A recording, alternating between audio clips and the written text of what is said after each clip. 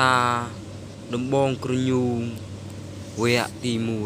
1ការពីយូរលង់ណាស់មកហើយនៅលើទឹកដីមួយដែលសម្បូរទៅដោយព្រៃភ្នំនិងសត្វព្រៃមានបុរសម្នាក់ឈ្មោះដំបង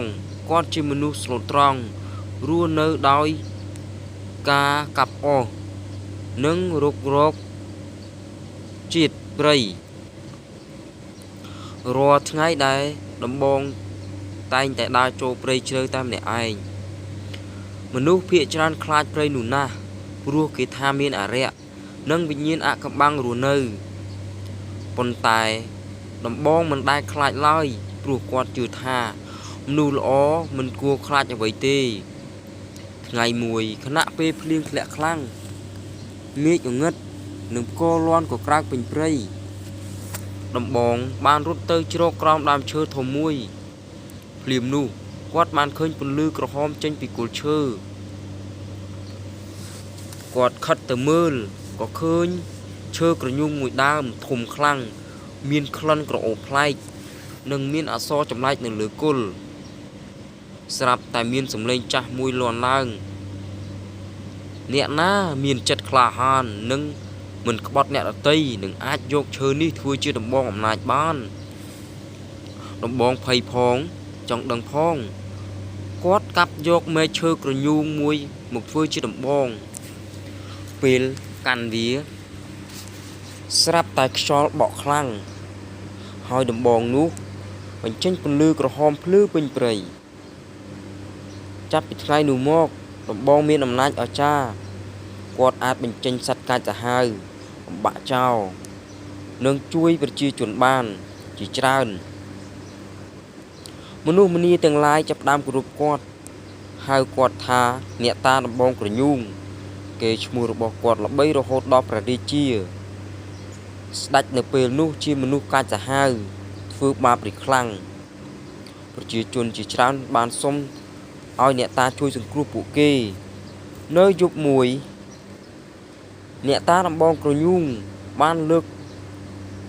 កងប្រជាជនទៅកាន់រាជវាំងពេលទាហានចូលមកចាប់គាត់គ្រាន់តែគប់ដំបងទៅលើដីស្រាប់តែរំជួយខ្យល់កន្ត្រាក់និងភ្លើងឆេះជុំវិញវាំងទាហានភ័យរត់ខ្សឹកខ្សែអស់ទីបំផុតស្ដេចត្រូវបរាជ័យហើយអ្នកតាដំបងក្រញូងក៏ឡើងគ្រប់គ្រងដែនដីនោះ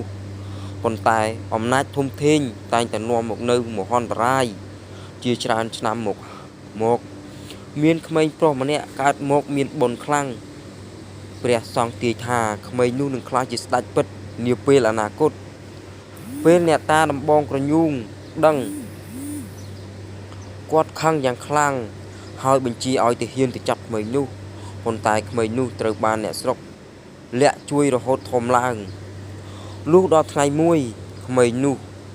បានដឹងថាកងទ័ពមកប្រយុទ្ធជាមួយអ្នកតាការប្រយុទ្ធគ្នាយ៉ាងសាហាវរហូតមេឃងងឹតខ្យល់បក់បោកនិងផ្គរលាន់ពេញដីនៅពេលចុងក្រោយអ្នកតាដំបងក្រញូងបានគប់ដំបងក្រញូងដ៏ស័ក្តិសិទ្ធិទៅលើត្រូវប៉ុន្តែដោយអំណាចបុណ្យរបស់ក្មេងនោះដំបងមិនអាចធ្វើអ្វីបានឡើយហើយហោះបាត់ទៅឆ្ងាយធ្លាក់ក្នុងវាលធំមួយអ្នកតាដឹងថាវាសនារបស់ខ្លួនបានចប់ហើយគាត់ក៏បាត់ខ្លួននៅក្នុងព្រៃធំមិនដែលមានអ្នកណាឃើញទៀតឡើយចាប់ពីថ្ងៃនោះមកប្រជាជនបានហៅដែនដីនោះថាបាត់ដំបងមានន័យថាបាត់ដំបងក្រញូងរហូតសពថ្ងៃមនុស្សជាច្រើននៅតែជឿថាវិញ្ញាណអ្នកតាដំបងក្រញូងនៅតែការពារទឹកដីដំបងនិងថែរក្សាប្រជាជននៅទីនោះរហូតមកវគ្គទី1សូមបញ្ចប់តែត្រឹមនេះសូមបងប្អូនរងចាំស្ដាប់នៅវគ្គទី2បន្តទៀត